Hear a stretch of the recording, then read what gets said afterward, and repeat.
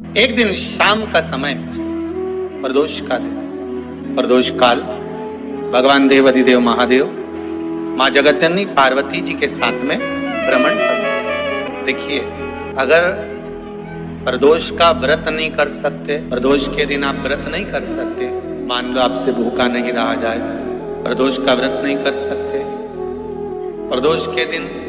आप भूखे नहीं रह सकते, मंदिर भी नहीं जा सकते, दिया भी नहीं लगा सकते, तो शिव महापुराण की कथा कहती है कि प्रदोष के दिन,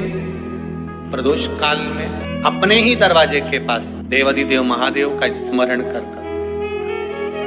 लक्ष्मी की वृद्धि के, कार्य सिद्धि के लिए, संपदा को प्राप्त करने के लिए आप अपने ही दरवाजे के पास में एक दीप लगा सकते। कौन से दिन? प्रदोष। उससे 1000 गुना शिवलिंग में बल की प्राप्ति होती है।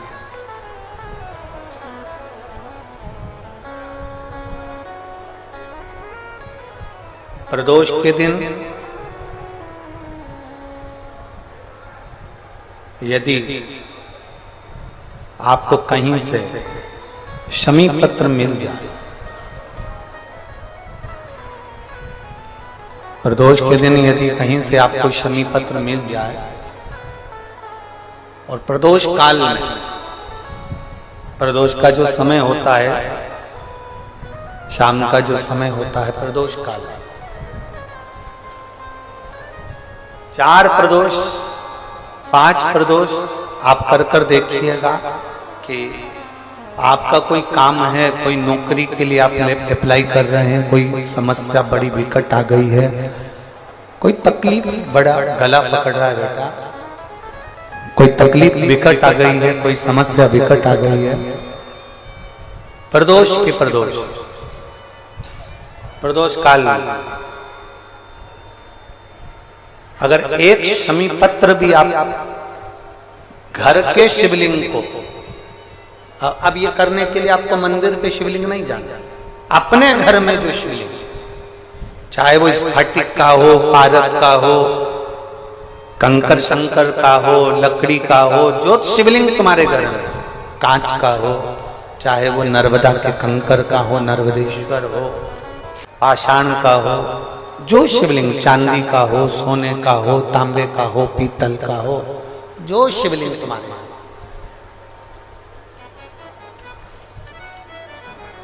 एक शमी पत्र यदि आप भगवान शंकर के शिवलिंग पर समर्पित कर रहे हो और उस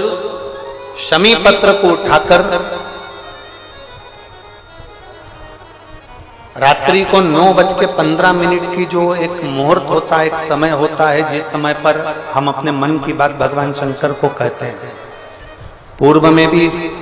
इसका वर्णन हम कर चुके हैं कथाओं में, उस 9:15 पर वो शमी पत्र को उठाकर एक कागज में, एक कटोरी में उसको रखते हैं। 4 या 5 प्रदोष के उस शमी पत्र को अपने पास में रखिए और जिस कार्य के लिए जा रहे हो उसको जेब में ऊपर के भाग में उसको रखकर लेकर जाइए, आपका वो कार्य सफल होकर ही रहेगा, वो रुक नहीं सकता। शमी पत्र में इतना बल होता है, प्रदोष का जो शमी पत्र होता है वो बड़ा बलवान होता है, बड़ा एक पत्र है। 2 चीजें बड़ा स्मरण में रखिएगा। एक, बैसाख महीने में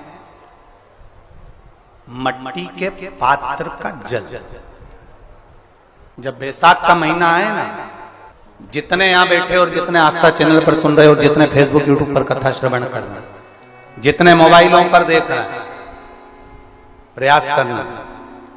बैसाख के महीने में मिट्टी के पात्र में जो रात्रि भर जल रखा हो, मिट्टी के पात्र में, अगर आपके पास में घड़ा हो, हंडा हो, नी हो, तो दिया हो, दीपक हो, कुल्लड़ हो, कोई भी तुम्हारे पास में जो मिट्टी का पात्र, उसमें जल भरना। वो जल बैसाख के महीने की किसी भी सोमवार के दिन, किसी भी सोमवार के दिन, बैसाख महीने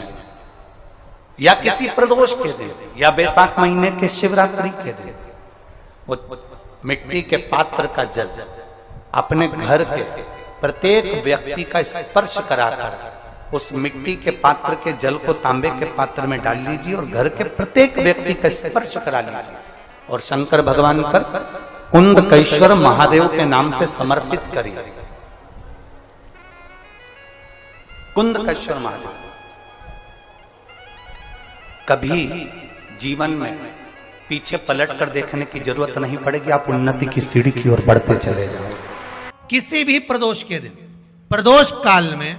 एक बार लगा दे, उसके बाद में अपनी कामना कर कर बेलपत्री एक छोटा सा उपाय अवश्य करिएगा। अगर बच्चे कोई एग्जाम में बैठ रहे हैं या कंपटीशन एग्जाम है या नौकरी के लिए अप्लाई कर रहे हो, मान लो 4-6 महीने से बैठे हो, 8 महीने से बैठे हो, सर्विस नहीं है, नौकरी नहीं है, तो एक छोटा सा उपाय अवश्य करिएगा शिव महापुराण का। महाराज बेलपत्री के पेड़ के नीचे विराजमान होकर, बेलपत्री के पेड़ के नीचे जिसको नौकरी के लिए या एग्जाम में बैठ रहा है वो जल चढ़ाए, बेलपत्री के पेड़ के नीचे थोड़ा सा दूध चढ़ाए, फिर जल चढ़ाए और अपने राइट भाग में घी का दिया और अपने लेफ्ट भाग में तेल का दिया। किसी भी प्रदोष के दिन, प्रदोष काल में